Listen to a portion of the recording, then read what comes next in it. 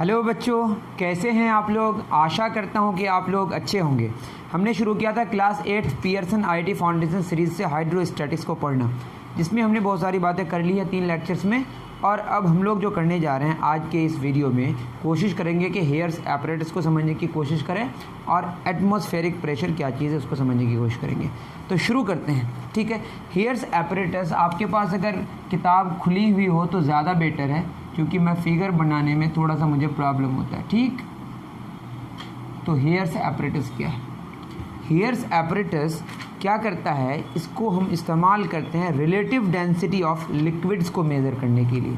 जब हम लिक्विड्स के रिलेटिव डेंसिटी की बात करते हैं, जब हम रिलेटिव डेंसिटी की बात करते हैं तो डेंसिटीज़ का रेशियो लेते हैं। किसका रेशियो लेते हैं? पहले आप इस बात को समझ जाएं। जब मैं बात करूं रिलेटिव डेंसिटी, ठीक है, ऑफ एक मैं लिक्विड की बात कर रहा हूँ विथ रिस्पेक्ट टू सेकेंड, ये होता है हमारा डेंसिटी ऑफ, अगर मैं फर्स्ट की बात करूं तो density of 1 with respect to, ये हो जाएगा आपका d1 ओवर d2। ये हो गया फर्स्ट का रिलेटिव डेंसिटी जो आप लिक्विड ले रहे हैं, पहला वाले लिक्विड का। ये लिक्विड 1 है मान लेते हैं, ठीक। तो जब रिलेटिव डेंसिटीज़ की बात करेंगे तो डेंसिटीज़ का रेशियो होगा। जिसका रिलेटिव डेंसिटी होगा उसकी जो एब्सोल्यूट डेंसिटी है वो ऊपर होगी, जिसके रिस्पेक्ट में होगा उसका नीचे होगा। जैसे आप सुने होंगे रिलेटिव डेंसिटी ऑफ सब्सटेंस, अगर हम ऐसे लें तो ये होता है डेंसिटी ऑफ सब्सटेंस बटे density of water at 4 degree centigrade, ठीक। तो सब्सटेंस का जो हम लेते हैं किसके रिस्पेक्ट में लिए? वाटर के रिस्पेक्ट में। तो जिसके रिस्पेक्ट में होगा उसका नीचे होगा। ये डेफिनेशन को इस तरह से बनाया गया, ठीक। ये हमने ऐसा कहीं लिखा हुआ नहीं है, मैं ऐसा समझाने की कोशिश किया। तो जब रिलेटिव डेंसिटीज़ की बात होगी तो आपको डेंसिटीज़ का रेशियो लेना है। तो ऊपर भी डेंसिटी नीचे भी डेंसिटी, तो इसका यूनिट नहीं होगा, यूनिट लेस। तो रिलेटिव डेंसिटी कैसा होता है बताया ना, यूनिट लेस होता है। लेकिन बाय डिफ़ॉल्ट जब हम रिलेटिव डेंसिटी की बात करते हैं वो किसके रिस्पेक्ट में बात होती है? वाटर के रिस्पेक्ट में। क्यों ऐसा होता है? क्योंकि वाटर की जो डेंसिटी होती है वो तो 1 ग्राम पर सेंटीमीटर क्यूब। इससे किसी और के डेंसिटीज़ को कंपेयर करना आसान होता है। तो एक बात तो ये हो गई कि हम लोग रिलेटिव डेंसिटी की बात करने जा रहे हैं, जिसमें डेंसिटीज़ का रेशियो होता है, ठीक। तो इसको मेज़र करने के लिए हम लोग किसका इस्तेमाल करते हैं? हेयर्स एपरेटस का। आप फिगर देखते होंगे, फिगर अगर आपका मेरे बुक के हिसाब से 4.8 पेज नंबर में है, या आप हाइड्रोस्टैटिक्स निकालें उसमें जहाँ पे हेयर्स एपरेटस उसमें फिगर देखें। द लिक्विड्स मे और may not be miscible in water as they do not come in contact with each other. 2 liquids हम लेंगे, एक वाटर लेंगे एक अदर लिक्विड लेंगे, दोनों मिसिबल भी हो सकता है मिसिबल नहीं भी हो सकता है। It consist of an inverted you tube, मतलब इस तरह का एक ट्यूब होगा, ठीक है। इन्वर्टेड, यू पलटा हुआ है तो इसको बोलेंगे इन्वर्टेड यू ट्यूब, ठीक है। फिगर में जैसा आप देख रहे हैं, mounted on a vertical stand, यहाँ पे एक स्टैंड है, उस स्टैंड में इसको रखा गया है। It has an opening at the top, ऊपर में यहाँ पे एक ओपनिंग है, इस ओपनिंग को हमने कुछ मिला दिया, ठीक है। ओपनिंग है और यहाँ पे एक पिंच कॉक लगा हुआ है जिससे इसको हम बंद कर सकते हैं और खोल सकते हैं, ठीक। The 2 arms of the tube are immersed inside 2 beakers. 2 beaker है यहाँ पे, एक बीकर यहाँ पे है, एक बीकर यहाँ पे, एक में वाटर लिए एक में अदर लिक्विड लिए, ठीक है। The 2 arms of the tube are immersed inside 2 beakers, one containing water and the other containing the liquid whose specific gravity, मतलब रिलेटिव डेंसिटी। स्पेसिफिक ग्रेविटी का मतलब है relative density is to be measured. Initially the levels of water and the liquids inside the beaker is equal. पहले हमने दोनों के levels को हमने क्या करा, सेम करके रखा। The pinch cock is opened, यहाँ पे जो पिंच कॉक है इसको खोल के इससे जो एयर है उसको हमने सक आउट कर दिया, मतलब वहाँ से हवा निकाल दिया। तो अगर हवा हमने निकाल दिया तो हवा का जो प्रेशर है वो ख़त्म हो जाएगा, अंदर में वैक्यूम क्रिएट हो जाएगा, जो भी होगा वो लिक्विड आएगा वहाँ पे, ठीक। As the pressure in the U tube decreases the liquid rise in the tubes. इन ट्यूब्स में लिक्विड ऊपर आता है, एक ट्यूब में वाटर आता है और एक ट्यूब में वो लिक्विड आता है जिसकी स्पेसिफिक ग्रेविटी या जिसकी रिलेटिव डेंसिटी को हमको करना है measure. The pinch cock is closed and the height of the water and the liquid column in the tubes are measured. उसको क्लोज कर देते हैं, क्या करके? एयर को सक आउट करके। उसके बाद कुछ हाइट तक कौन आ जाता है बताइए? लिक्विड आ जाता है, कुछ हाइट तक वाटर आ जाता है। एक की हाइट कितनी ले ली है? वाटर की हाइट को हमने h2 लिया जो ऊपर आया, और इसकी हाइट ये हमने ले लिया h1। बिल्कुल मैं रफ फिगर बना रहा हूँ, आपको फिगर वहाँ से देखना है। The top surface of the both the liquids, मान लेते हैं मैं इसकी बात करूँ, यहाँ पे जो ये टॉप सरफेस है ये तो एटमॉस्फेयर से कनेक्टेड है ना, ये एटमॉस्फेरिक प्रेशर होगा, तो यहाँ पे जो प्रेशर होगा टॉप में, जो बाहर में, इसके बाहर जो भी हमने वैक्यूम क्रिएट किया है इसके अंदर किया है ना, ट्यूब के अंदर, ट्यूब मतलब मैं अगर इसकी बीकर की बात करूँ, ट्यूब को छोड़कर जो हमारा है, ट्यूब को छोड़कर जो हमारा सरफेस बचा, उस सरफेस के ऊपर कौन कनेक्टेड है, एटमॉस्फेयर, वहाँ पे क्या होगा, एटमॉस्फेरिक प्रेशर, जो हम नेक्स्ट टॉपिक में जानने की कोशिश करेंगे। एटमॉस्फेरिक प्रेशर को हमने P0 से डिनोट किया, P यहाँ पे 0 लिखे हैं या O, एटमॉस्फेरिक प्रेशर, ठीक है। The top surface of both the liquids inside the U tube experiences the same pressure P, हमने क्या बोला, लेट कहाँ चला गया, the top surface of both the liquids, हाँ ठीक है। यहाँ पे ये वाला जो यहाँ पे जो प्रेशर होगा, यहाँ पे P होगा, तो यहाँ पे भी हमारा क्या होगा, P होगा। मैं कुछ ये बात अलग कर रहा था, ये हमारा एटमॉस्फेरिक प्रेशर था। The pressure acting on the surface of liquids in the beakers in atmospheric pressure, यहाँ पे क्या होगा, बीकर के ऊपर P0 है, यहाँ बीकर के ऊपर, यहाँ पे भी क्या है हमारा P0 है, लेकिन यहाँ पे सरफेस के ऊपर ये जो होगा ना, इसको ये वाला जो प्रेशर होगा दोनों का क्या होगा, सेम होगा। क्यों, क्योंकि एटमॉस्फेरिक प्रेशर है, यहाँ पे तो वैक्यूम है, यहाँ दोनों का जो डिफरेंस होगा इसकी वजह से यहाँ पे थोड़ा ज़्यादा आया कम आया, या यहाँ पे थोड़ा ज़्यादा आया कम आया, लेकिन ये जो टॉप में जो प्रेशर होगा दोनों का क्या होगा, सेम होगा। टॉप में जो प्रेशर होगा दोनों का क्या होगा, आप इसको याद कर लें, ठीक है। जब इस तरह का हम प्रोसेस करेंगे तो यहाँ पे जो टॉप में इस लिक्विड का जो टॉप होगा, जो बीकर के अंदर, सॉरी ट्यूब के अंदर घुसा, यहाँ पे जो ट्यूब के अंदर घुसा, किसकी वजह से, क्योंकि हमने एयर को सक कर दिया, तो यहाँ पे प्रेशर कम हो गया, यहाँ पे एटमॉस्फेरिक प्रेशर हो गया, तो यहाँ पे एटमॉस्फेरिक प्रेशर की वजह से इसको क्या करेगा, ये दबाएगा, जिससे ये ऊपर चला जाएगा। बात समझ आ रही, तो प्रेशर के डिफरेंस से वो कहाँ चला गया, ऊपर चला गया, क्योंकि इधर हमारा एटमॉस्फेरिक प्रेशर है, यहाँ पे भी क्या एटमॉस्फेरिक प्रेशर है, तो एटमॉस्फेरिक प्रेशर है और यहाँ पे कुछ अंदर में प्रेशर, दोनों का जो डिफरेंस होगा वो क्या आएगा, हमारा P आएगा, जो दोनों के लिए क्या आएगा, सेम आएगा। मेरी बात समझ आ रही है, तो इसी का इस्तेमाल, let D1 and D2 be the density of water and liquid, तो वाटर का हमने क्या ले लिया डेंसिटी D1, इसका क्या ले लिया D2। ये सारी कहानी आपको अपनी किताब से पढ़नी है, उम्मीद कर रहा हूँ कि आप बात समझ पा रहे होंगे, ठीक है। अब देखिए ये जो एटमॉस्फेरिक प्रेशर है और ये जो हमने जाना है कि इसको हमने H1 लिया है, इसको H2, कोई इशू नहीं है, कोई बात नहीं है, ठीक। और हमने क्या लिया, D1 and D2 the density of water and liquid, water किधर है हमारा, हमने कुछ उल्टा पुल्टी तो नहीं किया, एक में वाटर एक में, ठीक है सारा, ये एक वाटर किधर लिया, ठीक है, ये वाटर है हमारा, मान लेते हैं D1 और ये हमारा D2, जो भी है देख लेंगे, ठीक। P0 माइनस H1 D1G, देखिए ये हमारा है P0 माइनस H1, हमने पढ़ा था ना H1 D1G, प्रेशर के बारे में पढ़ा था ना, वो लिक्विड के अंदर जो हमारा प्रेशर होगा, तो यहाँ पे कितना हो गया, हाइट बताइए H1, और डेंसिटी कितना है D1, और एक्सेलरेशन ड्यू टू ग्रेविटी कितना है G, तो P0 और वो H1 D1G जो होगा, यहाँ पे हमारा प्रेशर होगा जो किसके बराबर होगा, P के बराबर। उसी तरीके से अगर हम यहाँ पे आएँ तो ये होगा P0 माइनस H2 D2G, ये भी किसके बराबर होगा, ऊपर के प्रेशर के बराबर, जो कि दोनों बराबर होगा। ये इम्प्लाई क्या कर रहा है, P0 माइनस H1 D1G,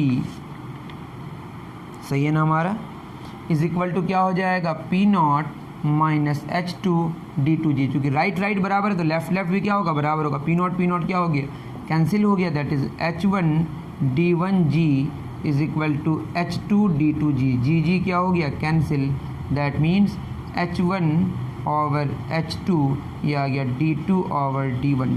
तो ये मान लेते हैं कि ये 1 किसका लिए थे बताइए, वाटर का, और ये जिसका निकालना है मैंने क्या बताया था, density of second divided by density of first, ये जो नीचे होगा उसके रिस्पेक्ट में होगा, दैट इज़ ये हो गया डेंसिटी, रिलेटिव डेंसिटी हो गई, क्या हो गई ये, रिलेटिव डेंसिटी ऑफ ऊपर वाला विथ रिस्पेक्ट टू नीचे वाला, जो किसके बराबर आया, H1/H2 के बराबर, दैट इज़ हाइट्स की अगर बात करें तो D2/D1 आया, यहाँ पे H1/H2 आया, एक दूसरे का रेसिप्रोकल आया, तो रिलेटिव डेंसिटी किसका निकला, सेकंड का, हाइट के हिसाब से। बात समझ आ रही है, तो ये आपका फार्मूला हो गया। हेयर्स एपरेटस क्या कहता है, एक बार मैं फिर समझा दूँ। हमने क्या लिया, यहाँ पे एक इन्वर्टेड यू ट्यूब लिया, 2 बीकर्स लिया, एक बीकर में हमने वाटर लिया, एक में हमने दूसरा लिक्विड लिया, उस लिक्विड को लिया जिसका रिलेटिव डेंसिटी को मेज़र करना है। हमने क्या किया, यहाँ पे पिंच कॉक लगा दिया, यहाँ से एयर को सक आउट कर लिया, उसके बाद फिर इसको लगा दिया, उसके बाद देखें कि थोड़ा सा लिक्विड का ऊपर गया, थोड़ा सा पानी का ऊपर गया, उसके बाद हमने देखा यहाँ पे प्रेशर, एटमॉस्फेरिक प्रेशर P0 है, यहाँ पे भी P0 है, P0 minus H1D1G, P0 minus H2D2G जो होगा वो आपका यहाँ के सबसे ऊपर का प्रेशर आएगा P, ठीक है। उसको हमने फर्दर प्रोसेस किया, देखा कि D2/D1 जो कि relative density of second with respect to 1 है, जो किसके बराबर आया, H1/H2 के बराबर है। इस फार्मूला का इस्तेमाल करेंगे, एग्जाम्पल एक है उसको देखेंगे, फिर बात समझने की कोशिश करेंगे। बहुत ज़्यादा समझ नहीं भी आया तो बस आपको याद रखना है, इसमें इन्वर्टेड यू ट्यूब है, ठीक है। 2 बीकर लिया, उसमें 2 लिक्विड्स ले, एक में वाटर एक में एक लिक्विड, जिसके रिलेटिव को जानना है। उसके बाद हमने क्या किया, पिंचकॉक लगा दिया, वहाँ से एयर को सक आउट किया, जिसकी वजह से एटमॉस्फेरिक प्रेशर उसको दबाने की कोशिश किया, दोनों का डिफरेंस की वजह से ऊपर चला गया। यहाँ पे प्रेशर सेम होगा, यहाँ का प्रेशर क्या होगा, P0 माइनस H2D2G, यहाँ का क्या होगा, P0 माइनस H1D1G, दोनों बराबर होगा। उसको हमने फर्दर प्रोसेस किया, आपका निकल के आ गया। हाइट्स के रिस्पेक्ट में और डेंसिटीज के रिस्पेक्ट में ऑलरेडी हमको डिफाइन दी है, ठीक है। और रिलेटिव डेंसिटी को हम स्पेसिफिक ग्रेविटी भी कहते हैं, इसके लिए आपको चिंता नहीं करनी, उतार लीजिए। चलिए, ये कहानी थी किसकी, हेयर्स एपरेटस की। अगर बात समझने में परेशानी हुई हो तो आप फार्मूला याद रख लें और जो कॉन्सेप्ट हमने बताया उसको समझ जाएं। नेक्स्ट है इसमें एग्जाम्पल क्या कह रहा है, इसमें कह रहा है कि what is the relative density of liquid if the height of the water column and the height of a liquid column in hairs apparatus 20। तो वाटर वाला जो आया वो कितना आया, जिसको हमने H1 बोला था, इस केस में ये आया था 20 सेंटीमीटर। H लिक्विड जिसका जानना है, ये हमने 2 माना था, इसका 40 सेंटीमीटर, ठीक है। अब रिलेटिव डेंसिटी मांगा है, रिलेटिव डेंसिटी ऑफ लिक्विड क्या होगा, HL/HW। HL कितना, 40 ओवर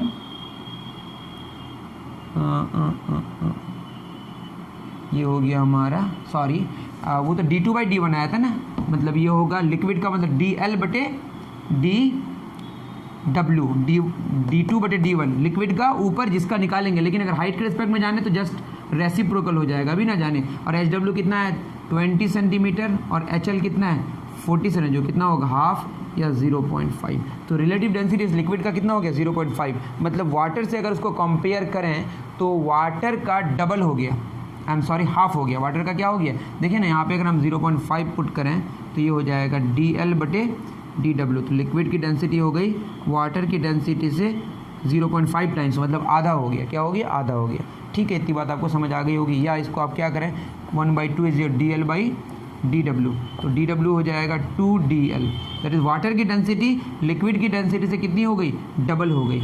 ये रिलेटिव डेंसिटी बस कंपेयर करता है किससे, वाटर की डेंसिटी से, किससे, वाटर की डेंसिटी से, ठीक। नेक्स्ट हम लोग बात करेंगे एटमॉस्फेरिक प्रेशर की, इसको उतार लीजिए।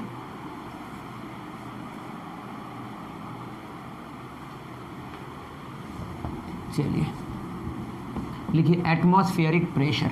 नेक्स्ट टॉपिक है हमारा एटमॉस्फेरिक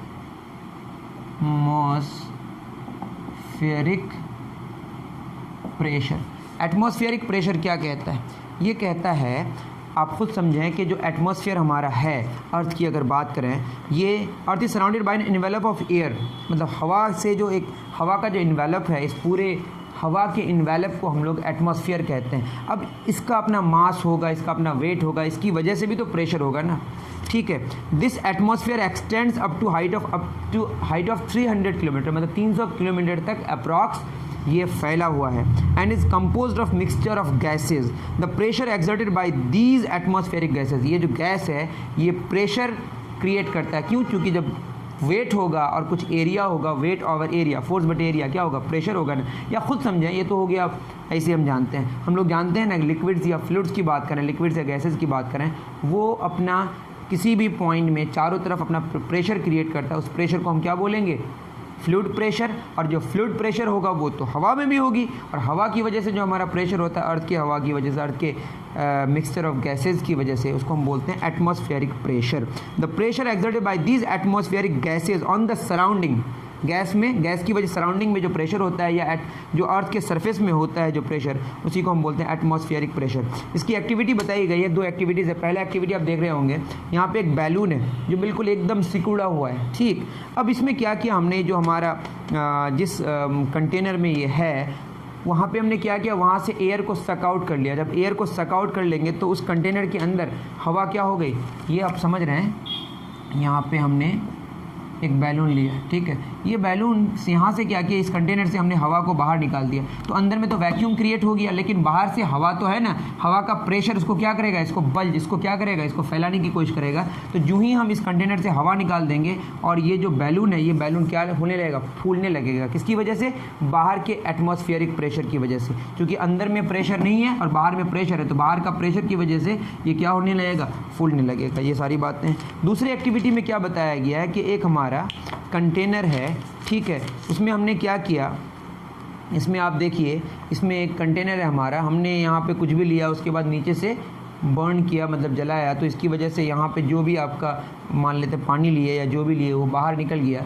जब पूरी तरह यहाँ से हर एक पार्टिकल बाहर निकल गया, कुछ भी अंदर नहीं रहा, हवा के पार्टिकल्स भी इसमें नहीं है, तो उसके बाद उसको हमने क्लोज़ कर दिया। जब क्लोज़ कर देंगे तो अंदर से व्हाटएवर जो भी किया हमने, अंदर से हमने क्या किया बताइए, अंदर से वहाँ से सारे मटेरियल को निकाल लिया जो भी था अंदर। अगर आप पढ़ेंगे समझ आएगा। Take an empty can and pour water into it, place the, मतलब उसमें पानी है, उसके बाद हमने क्या किया, नीचे से गर्म किया, जिसकी वजह से पूरा पानी बाहर निकल गया। जब अंदर में कुछ भी नहीं रहा तो वैक्यूम हो गया, या लगभग कुछ भी नहीं रहा, कुछ तो है लेकिन लगभग कुछ भी नहीं है।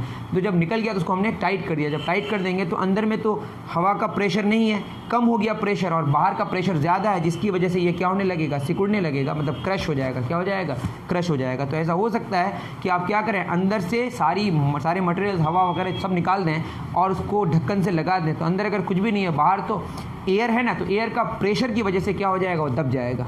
तो ये हो सकता है, जैसे आपके अंदर का अगर प्रेशर को अंदर से सारी चीज़ें निकाल दी जाएँ तो हवा क्या करेगा, हमको बाहर से दबाने की कोशिश करेगा, लेकिन अंदर में तो कोई प्रेशर नहीं है। अगर ऐसा हम कर दें तो हम क्या हो जाएंगे, दब जाएंगे। बात समझ आ रही है। जैसे हम अगर समुद्र में अगर अंदर चलते जाए तो समुद्र की गहराई में जाने की वजह से प्रेशर बाहर का बढ़ते जाएगा, अंदर का प्रेशर हम बढ़ा नहीं पाएंगे, जिसकी वजह से हम क्या होते जाएंगे, सिकुड़ते जाएंगे। ठीक, तो ये पाया गया है कि जो एज कोल्ड, ठीक है, the atmospheric pressure usually express in units. इसका नाम जो हमारा एटमॉस्फेरिक प्रेशर है इसको मेज़र करते हैं। ऐसे प्रेशर को किसे मेज़र करते हैं बताइए, पास्कल में, लेकिन एटमॉस्फेरिक प्रेशर को एटीएम लिखते हैं। तो एक एटीएम कितना पास्कल होता है उसके बारे में जानने की कोशिश करेंगे। The atmospheric pressure is usually expressed in units atmosphere. The atmospheric pressure is at sea level is 1 ATM, जो भी एक्सपेरिमेंट करके पाया गया है। That is sea level approximately 76 cm of mercury column. अगर आप मरकरी का कॉलम लें, ठीक है, ऑफ मरकरी, जैसे एक लिक्विड वहाँ पे लिए थे ना, लिक्विड की हाइट कितनी हो जा पाएगी वो हम नहीं जानते हैं, लेकिन अगर हम मरकरी के बारे में हम जाने, मरकरी हमने लिया Hg जिसका सिंबल है, ठीक है, मरकरी का सिंबल क्या, Hg, हाइड्रार्जिनम, तो 76 सेंटीमीटर हाइट वो पहुँचती है ऊपर, ठीक है। जैसे वो वाला कंटेनर उस तरह से बनाया था हमने, तो वहाँ पे अगर हम देखें तो 76 सेंटीमीटर ऊपर जाता है, कौन, मरकरी की अगर कॉलम को लिया जाए। तो आप ये समझ जाएं कि एटमॉस्फेरिक प्रेशर के इक्विवेलेंट अगर हम मरकरी को लें तो मरकरी कितनी हाइट ऊपर जा पाएगी, 76 सेंटीमीटर ऊपर जा पाएगी। तो हमने फार्मूला तो पढ़ा है ना, ये आपको याद रख लेना है। कितना सेंटीमीटर बताइए, 76 सेंटीमीटर। तो अगर हम Hg लें तो इसमें देखा गया कि हाइट कितनी हो जाएगी, 76 सेंटीमीटर, या हम बोलते हैं ना 76 सेंटीमीटर ऑफ Hg, ये यूनिट ऑफ प्रेशर माना गया, ठीक। ये हो जाएगा 0.76 मीटर। हमने क्या किया, 100 से डिवाइड कर दिया। डेंसिटी देखा जाए अगर हाइड्रार्जिनम का, मतलब मरकरी का, ये 13.6 इंटू 1000 10⁻³ किलोग्राम पर मीटर क्यूब, और जी का वैल्यू आपको पता है 9.8 मीटर पर सेकेंड स्क्वायर होता है। तो एक एटमॉस्फेरिक प्रेशर क्या होगा, अगर हम मरकरी को लें तो वो कितना ऊपर चला जाएगा, 76 सेंटीमीटर। तो उसके हिसाब से अगर निकाल के लेके आएँ तो ये होगा 0.76। आपको फॉर्मूला पता है ना, HdG, ठीक है। H कितना है बताइए, H है आपका 0.76 और डेंसिटी है 13.6 इंटू 10⁻³ और ग्रेविटेशनल एक्सेलरेशन इंटू ग्रेविटी कितना, 9.8। इसको अगर हम सिंप्लीफाई करेंगे तो ये रिजल्ट आएगा 0.76 into 13.6 into 9.8 is equal to 101.2928 into 1000। तो ये हो जाएगा, एक एटमॉस्फेरिक प्रेशर हो जाएगा 101,292.8 पास्कल, ठीक है।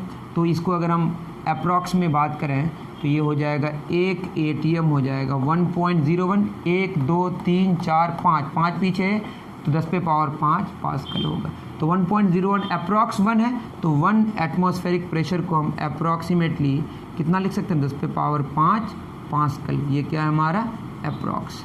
इतनी बात तो आप समझ पा रहे होंगे, या आप सही लिखेंगे तो 1.01 into 10 raise to the power of 5 pascal. तो क्या है बताइए एटमॉस्फेरिक प्रेशर। अगर हम मरकरी के हिसाब से देखें तो उतना मरकरी अगर लें तो मरकरी अगर उस तरह से हेयर सेपरेटर्स बनाने की कोशिश करें तो उसमें हमारा देखा जाएगा कि जो हमारा मरकरी है वो कितना ऊपर चला जाएगा, 76 सेंटीमीटर ऊपर चला जाएगा। कितना ऊपर चला जाएगा, 76 cm। ठीक है, तो एक एटमॉस्फेरिक प्रेशर कितना आ गया बताइए, 10 पे पावर 5 पास्कल। हमने मरकरी का इस्तेमाल करके एक एटीएम का वैल्यू निकालने की कोशिश की। और भी बहुत सारे यूनिट हैं, टॉर यूनिट है इसका प्रेशर का, एक टॉर होता है 1 mm ऑफ Hg। तो यहाँ पे अगर आप हमने क्या पुट किया था 0.76, यहाँ पुट करना पड़ेगा आपको 0.001 मीटर। ठीक है, तो वहाँ से आपका निकल जाएगा। एक बार जो होता है, ये बार भी यूनिट है किसका, प्रेशर का, ये होता है 10 पे पावर 5 पास्कल।